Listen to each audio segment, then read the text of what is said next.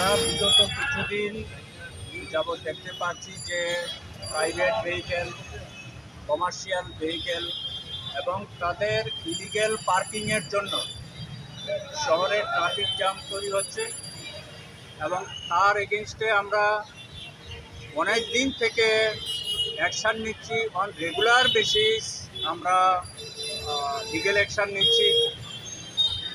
শুধু আগরতলাতেই নয়, সারা ত্রিপুরাতে আমরা অ্যাকশান নিচ্ছি। এর মধ্যে গত 6 মাসে আমরা 21,000-এর বেশি ড্রাইভিং লাইসেন্স সিজ করেছি এবং তার মধ্যে 7,000-এর উপরে সাসপেন্ড হয়েছে এবং বাকিগুলোর জন্য প্রক্রিয়া চলছে।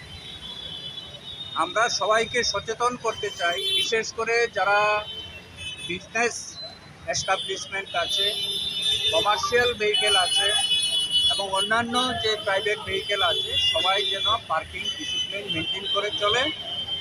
আদারওয়াইজ আমাদের লিগ্যাল অ্যাকশন চলতে থাকবে। এখনও পর্যন্ত আমরা ড্রাইভিং লাইসেন্স সিজ করেছি, সাসপেন্ড করছি। এখন থেকে আমরা ভেহিকেলকে ডিটেইন করার জন্য যে আইনি প্রক্রিয়া সেটা স্টার্ট করেছি এবং অনেক ভেহিকেলের আমরা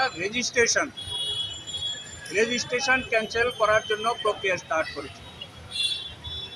স্যার, আজকে কতজনকে করা হয়েছে? আমরা পার্টিকুলারলি এখনও আমাদের অভিযান জাস্ট স্টার্ট হয়েছে। এই ড্রাইভ চলতে থাকবে যতক্ষণ না পর্যন্ত ইলিগেল পার্কিং তার এগেনস্টে যদি একটা আমরা সঠিক পদক্ষেপ যতক্ষণ না পর্যন্ত নিতে পারছি, এই ড্রাইভ চলতে থাকে।